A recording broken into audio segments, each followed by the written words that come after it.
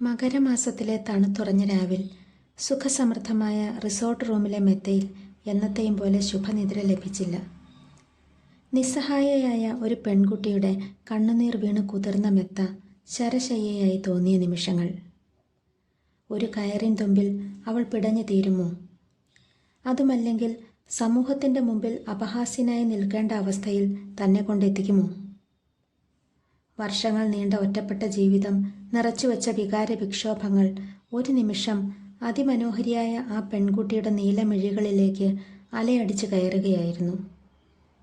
തൻ്റെ കരങ്ങളൊന്ന് അയഞ്ഞപ്പോൾ രക്ഷപ്പെട്ട് കുതറിയോടി അവൾ എങ്ങോട്ടേക്കായിരിക്കും പോയിട്ടുണ്ടാവുക? ആഷ്ട്രയുടെ വക്കോളമെത്തിയ സിഗരറ്റ് കുറ്റികൾ, പുകഞ്ഞു നീറുന്ന ചിന്തകൾ, ഏത് നിമിഷവും കോളിംഗ് ബെല്ലിന് കാതോർത്ത് അശുഭചിന്തകൾ മനസ്സിൽ നിറച്ച് തള്ളി നീക്കിയ നിമിഷങ്ങൾ.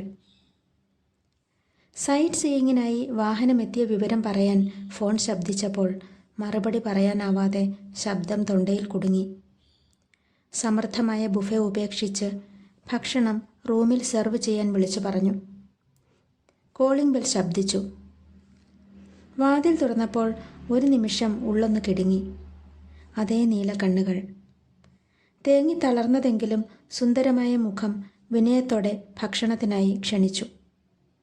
ക്ഷമയോടെ താൻ കഴിച്ചു തീരും വരെയും വിഭവങ്ങൾ വിളമ്പി. കഴിച്ചെണീറ്റപ്പോൾ കൈ തുടയ്ക്കാൻ ടവൽ നിവർത്തി നീട്ടിക്കൊണ്ട് തളർന്ന ശബ്ദത്തോടെ ചോദിച്ചു, ഇനി എന്തെങ്കിലും വേണോ സാർ? കുറ്റബോധം കൊണ്ട് ആ മുഖത്തേക്ക് ഒന്ന് നോക്കാൻ കൂടി കഴിഞ്ഞില്ല. ഊണുമേശ വൃത്തിയാക്കി പാത്രങ്ങളെടുത്ത് പുറത്തേക്ക് നീങ്ങിയ അവൾ ഒരു നിമിഷം എന്തോ ഭാവിച്ച് തിരിഞ്ഞു നിന്നു. പിന്നെ ഒന്നും മിണ്ടാതെ വാതിൽ തുറന്നിറങ്ങി.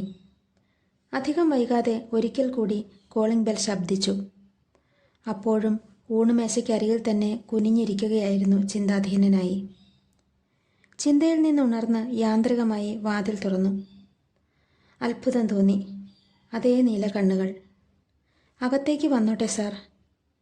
ഉത്തരത്തിന് കാക്കാതെ അവൾ അകത്തേക്ക് കയറി. മുഖത്ത് നോക്കാതെ കുനിഞ്ഞു നിന്ന തന്നെ സർ ഒരു നിമിഷം എന്ന് പറഞ്ഞ് ആ കണ്ണുകളിലേക്ക് ക്ഷണിച്ചു.